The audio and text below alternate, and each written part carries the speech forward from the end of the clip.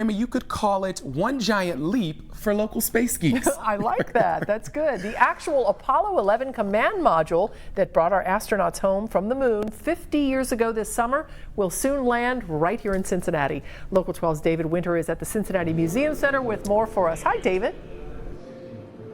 Well, hi, Cammie. I am a total space nerd, so this is so exciting for me. Now, this is the current space exhibit at the Cincinnati Museum Center, and it's definitely cool. But this traveling exhibit that's coming from the Smithsonian, it is really cool, and it includes the actual command module that came back from the moon. The Smithsonian is choosing as its fifth and final stop on its tour of the Apollo 11 exhibit our Museum Center in Cincinnati, Ohio.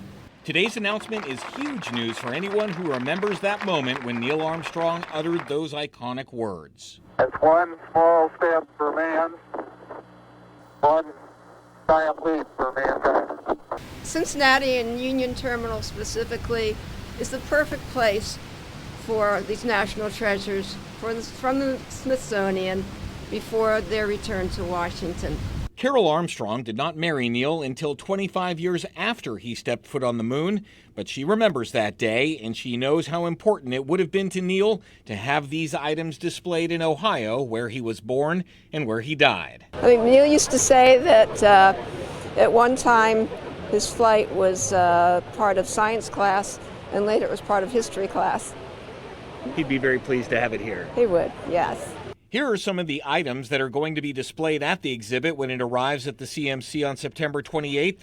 Along with the command module Columbia, there will be things that Armstrong wore on his million-mile round trip and different documents and parts of the aircraft. Mark Armstrong was only 6 when his dad stepped on the moon, but he remembers it well. And he says his dad would be, well, over the moon to learn of NASA's plans to send Americans back to the lunar surface in 2024.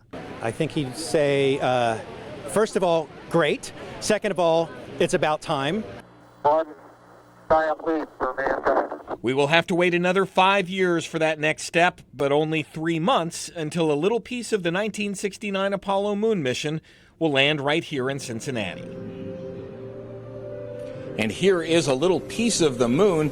This is an actual moon rock that Neil Armstrong actually said, I want to have displayed here in Cincinnati. This place is really neat. You have to come down if you haven't already seen it. Now, incidentally, NASA just announced yesterday afternoon what it's going to cost to send the next people to the moon in 2024, between $20 and $30 billion, but it'll only cost you about 10 to 15 bucks to see the Smithsonian exhibit when it comes in September.